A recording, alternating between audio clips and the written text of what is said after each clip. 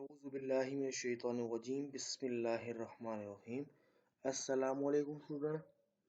तो यह की हमारी CS101 की GDB फॉल 2024 की इसकी जो लास्ट डेट है वो यहाँ पर मेंशन तो नहीं है, ना ही इसकी कोई इंस्ट्रक्शन जो मेंशन आपको होंगी वो भी स्टूडेंट ने मेरे साथ शेयर नहीं किए हैं, सिर्फ क्वेश्चन है। तो काइंडली आप सबको एक छोटी सी रिक्वेस्ट करूँगा, बल्कि आपके अपना फ़ायदा है, एक बार इसकी लास्ट डेट ज़रूर चेकआउट कर लीजिएगा और उसकी कुछ इंस्ट्रक्शन आपको मेंशन होगी उन्हें ज़रूर रीड आउट कर लीजिएगा, ठीक है। और बहुत ही अहम पॉइंट इसमें एक चीज़ मैं आपको बताता चलूँ कि यहाँ पर एक मार्क्स का मुझे नहीं पता इसके मार्क्स आपके कितने हैं, 5 हैं या 10 हैं, ये इससे ज़्यादा है। 5 हैं तो मैं आपको नीचे आंसर प्रोवाइड करूँगा, आप टू द पॉइंट शॉर्ट लिख सकते हैं, ठीक है। सबसे और दूसरी बात ये, अगर आज ज़्यादा मार्क्स हैं तो मैं आपको एक दो आंसर प्रोवाइड करूँगा और आपको बताऊँगा किस तरीके से आपने आंसर लिखना है। तो काइंडली वीडियो को एंड तक देखिएगा और अपने कॉन्सेप्ट को क्लियर कीजिएगा, ठीक है। फिर आप कमेंट सेक्शन में जो भी सवाल पूछेंगे, मैं अगर वीडियो में बताया हुआ तो उसको मैं जवाब कमेंट सेक्शन में नहीं दूंगा, ठीक है। उसके बाद सिंपली एक और चीज़ ये है कि एग्जैक्ट कॉपी पेस्ट ना कीजिएगा, मैं आपको आइडिया बताऊंगा उस लिहाज से कीजिएगा, ठीक है।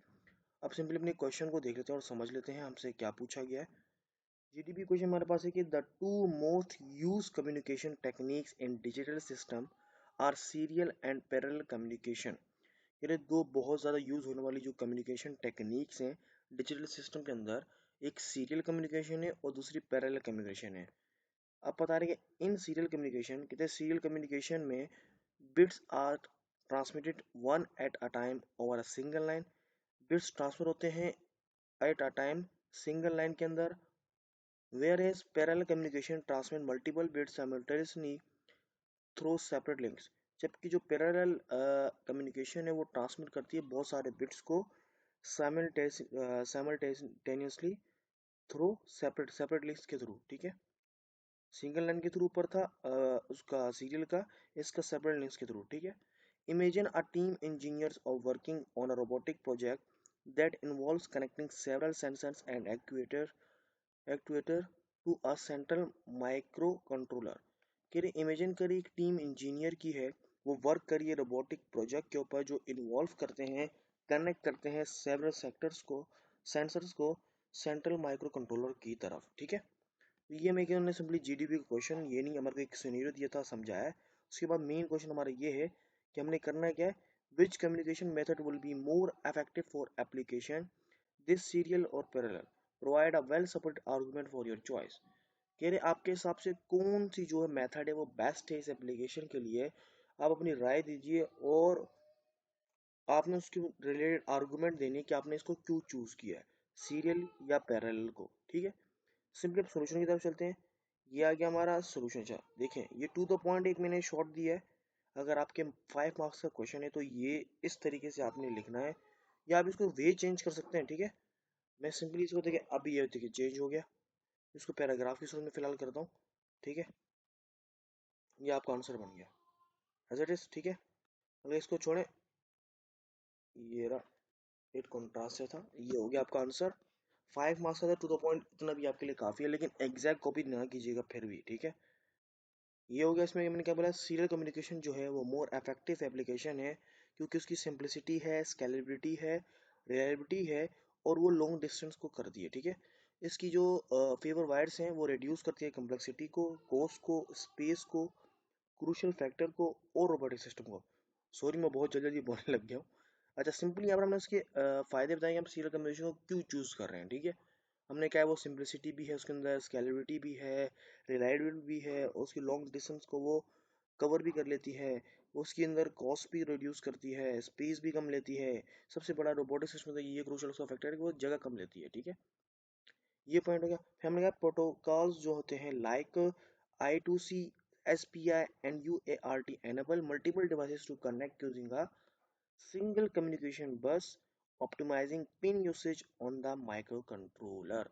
तो सबसे एक और अहम पॉइंट ये भी कि उसकी जो प्रोटोकॉल्स हैं जैसे कि 12C हो गया, SPI हो गया, UART, वो एनेबल हो सकते हैं मल्टीपल डिवाइसेस के अंदर और कनेक्ट करते हैं सिंगल कम्युनिकेशन बस को और ऑप्टिमाइज करते हैं उसके पिन यूसेज को और माइक्रो कंट्रोलर को।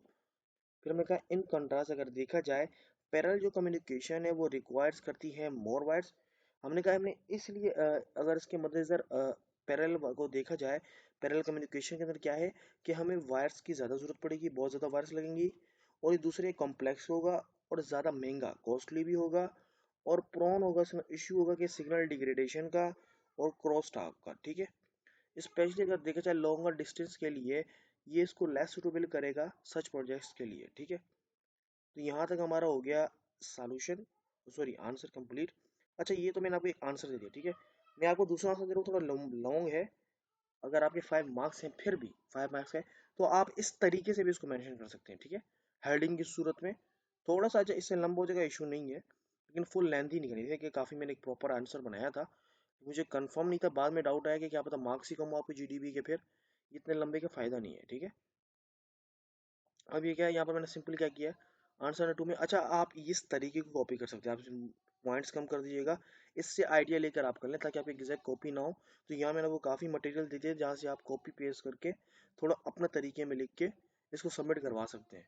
ठीक है, तो हमने सिंपली यहाँ पर बोला in context of robotic project, हमने क्या ऊपर एक लाइन दी है कि रोबोटिक कॉन्टेक्स्ट के अंदर जो है इन्वॉल्व करने के लिए हमारे पास सेवरल सेंसर होते हैं, एक्यूरेटर होते हैं, सैकड़ों माइक्रो कंट्रोलर होते हैं, जिसके लिए हम सीरियल कम्युनिकेशन को ज़्यादा प्रेफर करेंगे इफेक्टिव चॉइस के लिए। हमने बोला हम इसको चूज़ करेंगे। हेयर्स वाई, हमने क्यों करेंगे, हमने जो एक एडवांटेजेस की हेडिंग डाल दी और ये हमने पॉइंट्स दिए और पॉइंट्स हमने समझाया है। आप सिंपली, मैं तो कहता हूँ आप पॉइंट्स मेंशन करें।